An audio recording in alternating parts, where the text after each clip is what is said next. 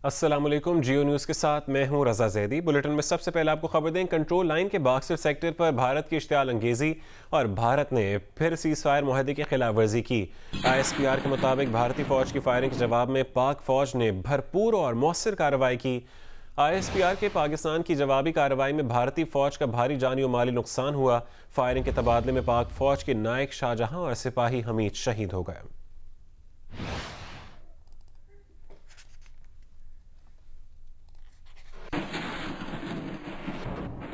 यहाँ आपको बताएं कि पेट्रोल और डीजल की फी लीटर कीमत में तीन रुपए इजाफा कर दिया गया। पेट्रोल की नई कीमत 103 रुपये 69 पैसे फी लीटर हो गई। डीजल की नई कीमत 108 रुपये 44 पैसे फी लीटर हो गई। मिट्टी के तेल की कीमत में 5 रुपये फी लीटर का इजाफा कर दिया गया है। नई कीमत 70 रुपये 29 पैसे फी लीटर हो गई है। इत्तलाक आज रात 12 बजे से हो चुका है।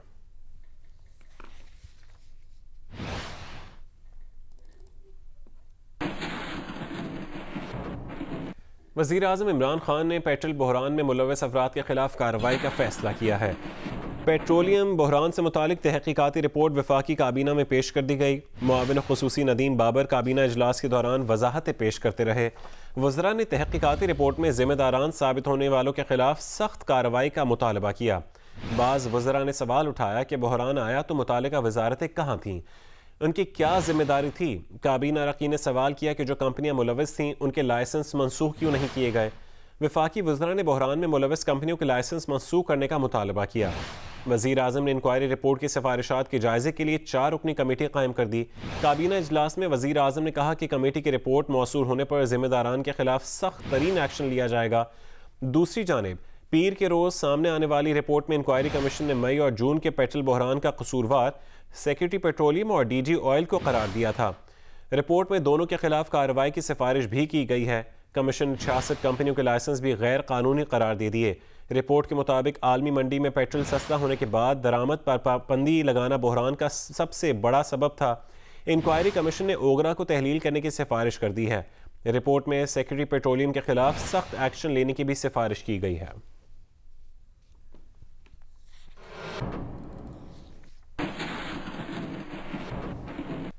वफाकी हुकूमत ने सेनेट के इंतखाबात मार्च की बजाय फरवरी में कराने का फैसला किया है। सेनेट इंतखाबात खुफिया बैलेट के बजाय शो ऑफ हैंड्स के जरिए कराने के लिए सुप्रीम कोर्ट से रुजू किया जाएगा।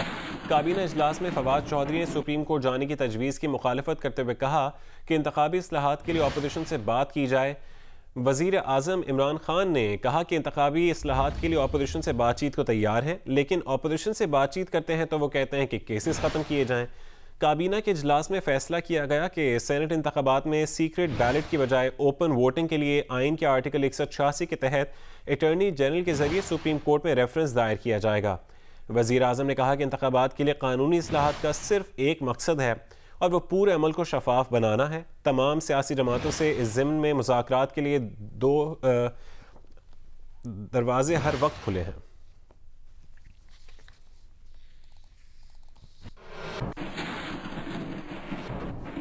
सेनेट इलेक्शन खुफिया राय शुमारी के बजाय शो ऑफ हैंड्स के जरिए कराने के आईनी मामले पर वफाकी हुकूमत सुप्रीम कोर्ट से राय ले।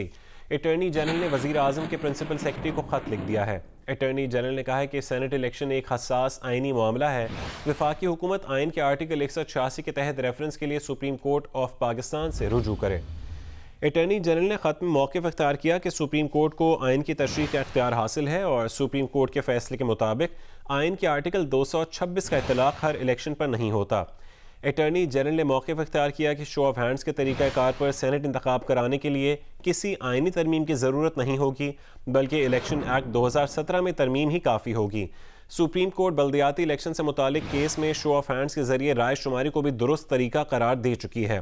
ताहम सेनेट इलेक्शन का मामला हसास नौयत का है, इसलिए हुकूमत सुप्रीम कोर्ट के 2016 के फैसले की मज़ीद वजाहत और तशरीह के लिए सुप्रीम कोर्ट में रेफरेंस दायर करे।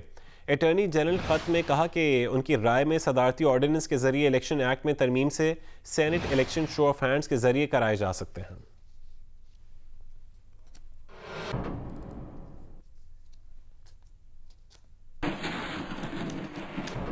यहाँ आपको बताएं कि army chief general Qamar Javed Bajwa से सऊदी सफ़ीर नवाब सईद अल मालिकी ने मुलाकात की है। ISPR के मुताबिक मुलाकात में बाहमी दिलचस्पी के अमूर समेत खत्ते की सूरत हाल पर बातचीत की गई।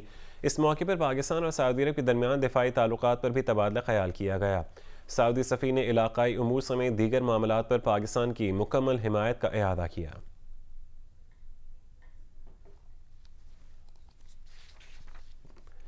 पाकिस्तान में तैनात श्रीलंका के हाई कमिश्नर ने आर्मी चीफ से मुलाकात की है। ISPR के मुताबिक इस मुलाकात में बाहमी दिलचस्पी और इलाकाई सिक्योरिटी के उमूर पर तबादला ख्याल किया गया।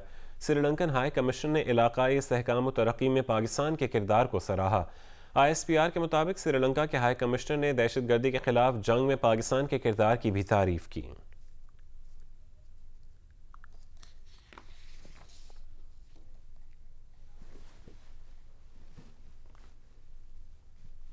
आगे बढ़े, आपको खबर दें, अमरीकी अखबार न्यूयॉर्क टाइम्स के मुताबिक नए आदाद-ओ-शुमार से तस्दीक हुई है कि मॉडर्ना की वैक्सीन कोरोना वायरस से बड़ी हद तक बचाती है। इसके बाद उम्मीद है कि अमेरिका की फूड एंड ड्रग एडमिनिस्ट्रेशन जुमे को अमेरिका में इस वैक्सीन को इस्तेमाल करने की इजाज़त दे देगी। अगर अमेरिकी FDA मॉडर्ना वैक्सीन के इस्तेमाल की इजाज़त दे देती है तो ये वैक्सीन पीर के रोज़ से अमेरिकी शहरियों को हासिल हो सकेगी। 30,000 अफराद पर इस वैक्सीन के तजर्बे से मालूम हुआ है कि इस वैक्सीन के मौसर होने का तनासुब 94% है।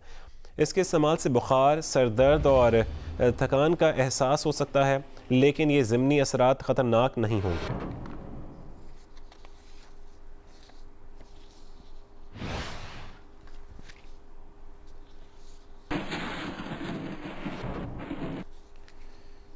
यहाँ आपको बताएं कि पाकिस्तान ब्रॉडकास्टर्स एसोसिएशन ने पैमरा के ख़िलाफ़ एक मीडिया हाउस की मुहिम की मज़म्मत की है।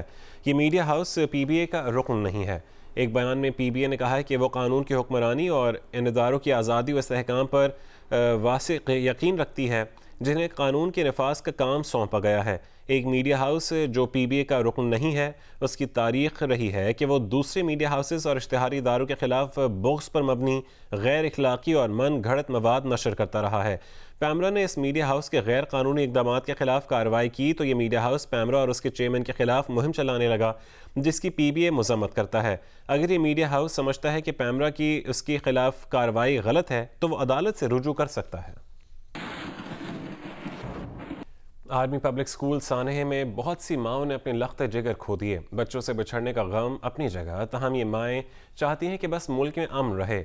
आर्मी पब्लिक शोहदा की माएँ अपने बच्चों को कैसे याद करती हैं, इस हवाले से रिपोर्ट कर रही हैं शीबा हैदर। ये वालदा है आर्मी पब्लिक स्कूल सानेहा में शहीद होने वाले शहीर खान की, जो 8वीं जमात का तालिब इल्म था। हमले में शहादत का रुतबा पाने वाले शहीर खान की वालदा अपने जिगर गोशे को कुछ यूँ याद करती हैं। उसके अंदर जो सबसे बड़ा जो उसके अंदर एक टैलेंट था ना, वो ये कि कोई भी बात हो, कोई मसला हो, कोई बच्चों में आपस में कोई लड़ाई हो या किसी किस्म की भी बात हो ना, वो इतना फ़ौरन कोई उसका सलूशन देता था ना आपको।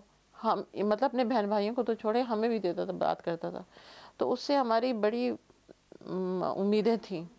मोहम्मद अली भी आर्मी पब्लिक स्कूल के शोधा की फहरिस्त में शामिल है। मोहम्मद अली की वालदा ने आज भी अपने बेटे के कमरे को उसकी चीजों से सजाकर रखा हुआ है। मोहम्मद अली की वालदा कहती है कि उनका बेटा बहुत मासूम था।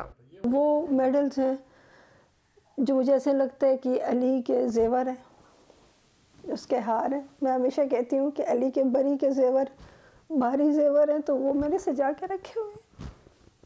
जी मेरा कीमती एहसास आया। सानेहा APS में 144 शोधा ने मुल्क और कौम की खातिर कुर्बानी देकर खुद को हमेशा के लिए अमर कर दिया, लेकिन इससे भी बढ़कर अपनी माओं को शहीद की मां का दर्जा भी तोहफे में दे गए। कैमरामैन फजल हुसैन सैयद के साथ शीबा हैदर, जो न्यूज़, पेशावर।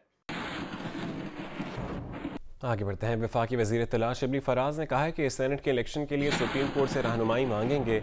अगर सेनेट इलेक्शन के हवाले से अपोजिशन सपोर्ट नहीं करती तो उसका मतलब है कि वो इलेक्शन में शफाफियत नहीं चाहती। हुकूमत चाहती है कि सेनेट के इलेक्शन में वोटिंग शो ऑफ हैंड्स के जरिए हो।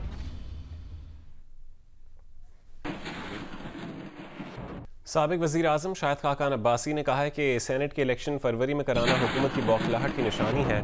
हुकूमत को खतरा है कि उनके अरकान ही उन्हें वोट नहीं डालेंगे। ये बात उन्होंने जियो न्यूज़ के प्रोग्राम आज शाहज़ेब खानज़ादा के दौरान गुफ्तगू में कही।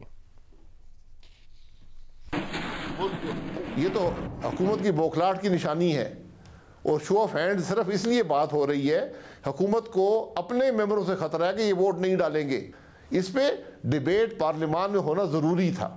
2.5 साल आपने ज़ाया किए। आज जब आपको तकलीफ़ हुई तहरीक से, PDM की तहरीक से, जब आपको शुबा हुआ कि हमारे मेंबरान वोट नहीं डालेंगे, तो आपको वोट भी याद आ गए और आपको जल्दी इलेक्शन कराना भी याद आ गया। सिर्फ $50 मिलियन का एक महीने के अंदर इन्होंने LNG की प्रोक्योरमेंट में नुकसान कर दिया है, और जो बिजली बनाने में ज़्यादा अखराजात होंगे वो कई अरब रुपए से भी ज़्यादा हैं। हमने तो 2.5 साल मौका दिया, हमने एक चोरी शुदा इलेक्शन के बावजूद हमने कहा ठीक है जमहूरियत चले, हुकूमत को मौका दिया। यहाँ तो कोई हुकूमत चलती नज़र नहीं आती। तर्जुमान सिंध हुकूमत बैरिस्टर मुर्तज़ा वहाब ने कहा है कि सेनेट इलेक्शन का ऐलान हुकूमत का इस्तेहकाक नहीं है। इलेक्शन का इनकाद और शेड्यूल का ऐलान करना इलेक्शन कमीशन ऑफ पाकिस्तान का इख्तियार है। इलेक्शन एक्ट के तहत सेनेट के इंतखाबात खुफिया राय शुमारी के जरिए होते हैं।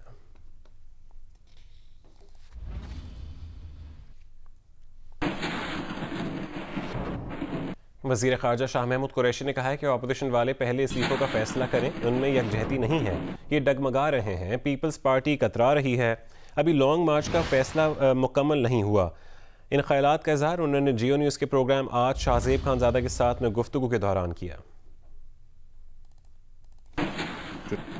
ये पहले इस्तीफे का फैसला करें। मेरी राय में अभी इनमें कोई यकजहती नहीं है, इनमें अभी कोई फैसला नहीं हो सका। जरदारी साहब बहुत गहरे हैं और उनको समझने में अभी PDM को और नून लीग को वक्त लगेगा।